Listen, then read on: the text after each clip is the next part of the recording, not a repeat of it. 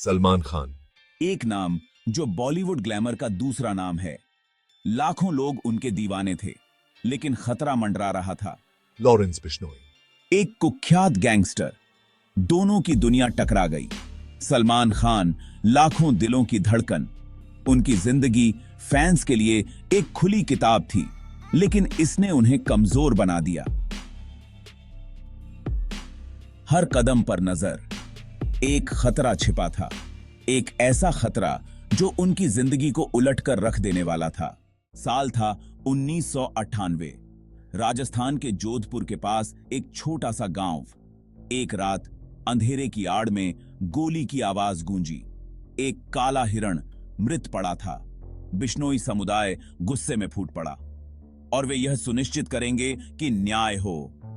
सलमान खान खुद को विवादों में घिरा पाया। लॉरेंस बिश्नोई ने बदला लेने की कसम खाई। बिश्नोई समुदाय, जो मुख्य रूप से राजस्थान में रहता है, प्रकृति का कट्टर रक्षक है।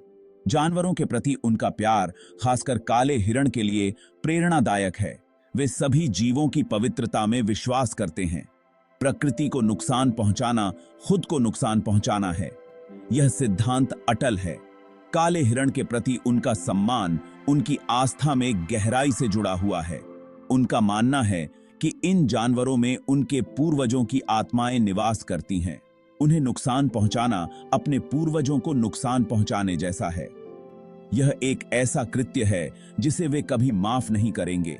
सदियों से बिश्नोई प्रकृति के साथ तालमेल बिठाकर रहे हैं। वे अपने संरक्षण प्रयासों के लिए जाने जाते हैं। काले हिरण की रक्षा करना केवल कर्तव्य नहीं है, यह उनके जीवन का उद्देश्य है। उन्होंने इन जानवरों की रक्षा करते हुए अपनी जान दे दी है। 1998 की काले हिरण शिकार की घटना ने उन्हें हिलाकर रख दिया।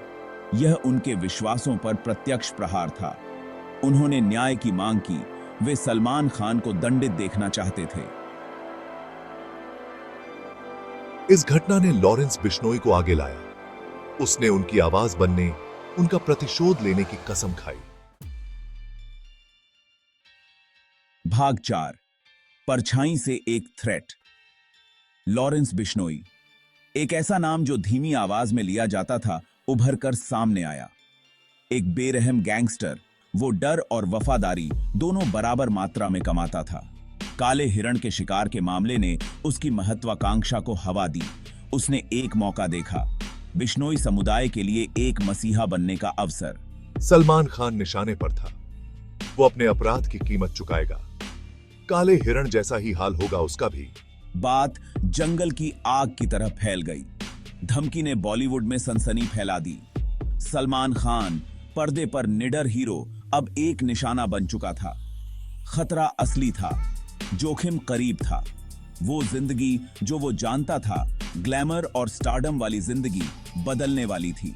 डर का साया मन फिराने लगा। फैंस चिंतित थे। मीडिया में हंगामा मच गया। कहानी हर तरफ थी। सलमान खान, जो अछूत सुपरस्टार थे, अब कमजोर हो चुके थे। खतरा उनके सिर पर तलवार की तरह लटक रहा था। उनकी दुनिया, जो कभी प्रशंसा से भरी हुई थी, अब डर के बादलों से घिरी हुई थी। जो कभी प्रशंसा से भरी तके थी। भाग 5, खौफ के साए में जीना।